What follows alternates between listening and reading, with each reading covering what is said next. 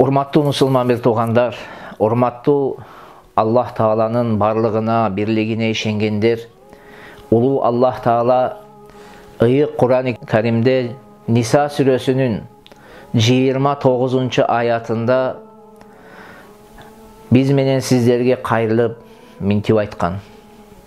Аузу биллахи минаш шайтанир ражим. Я айюхалладина аману ла таакулу амвалакум байнакум бил батили.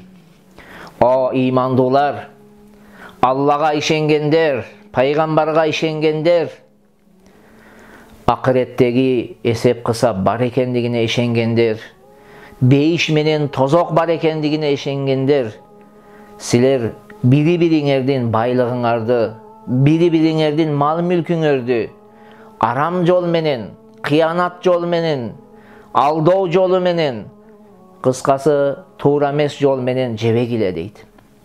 Урматтуу мусулман бир тууганым, кайсыл киши башка бир кишинин акысын жей турган болсо, ал кишинин ден соолугунун берекеси кетет. Ал кишинин убактынын берекеси кетет. Ал кишинин ырыскысында береке болбойт. Ал кишинин үй бүлөсүндө, өмүрүндө береке болбойт. Ал кишинин дуасы кабыл болбойт. Ал кишиден адамгерчилик кетет. Адеп аклагы бузулат. Жана дүйнөдө дагы, акыретте дагы ал киши зыянга учурайт. Кайсыл коомдо бул оруу, бирөөдүн акысына кол салуу, бирөөдүн чегине өтүү оруу тарай турган болсо, урматтуу жамаат, урматтуу агайнилер, ал коом чоң зыяндарга учурай баштайт. Бул коомдун кайсыл коомдо бул нерсе тараса, ал коомдун артыкчылыктары, изгиликтери жоюлуп, анын ордуна пастык, кек, көр албастык, жаман ойлуу деген туура эмес нерселер тарайт.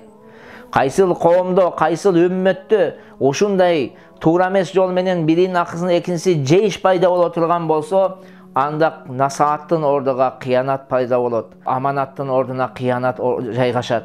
Адилеттүүлүктүн ордуна зулум жайгашат. Амандыктын, коопсуздуктун ордуна коркуу жайгашат. Мына ошондуктан урматтуу мусулман бир тууганым, эч качан туура эмес жол менен бирибиз экинчибиздин акыбызга кол салбайлы. Туура эмес жол менен кол салуулардын түрү көп болот. Кээ бир адамдар урулук кылып бирөөдүн акысын жеп койсо, кээ бирлер алып пара алып бирөөдүн акысын жеп койсо, кээ бирлер жөн эле жетим жесирлердин акысын жеп жаткандарыбыз дагы жок эмес. Мына ошондуктан келиңиздер, үй бүлөбүз оңолушу үчүн, өмүрүбүздө береке болуш үчүн, дуа тилектерибиз кабыл болуш үчүн, мамлекетибиз оңолушу үчүн келиңиздер бир жакадан баш чыгарып, бир жеңнен кол чыгарып, бири-бирибиздин акысыбызга кирбей, тескерисинче бири-бирибизге жакшылык каалап, колубуздан келишинче бири-бирибизге көмөктөшүп, жардамдашып, тынч Кудай Тааланын колчулугуну аткаралы.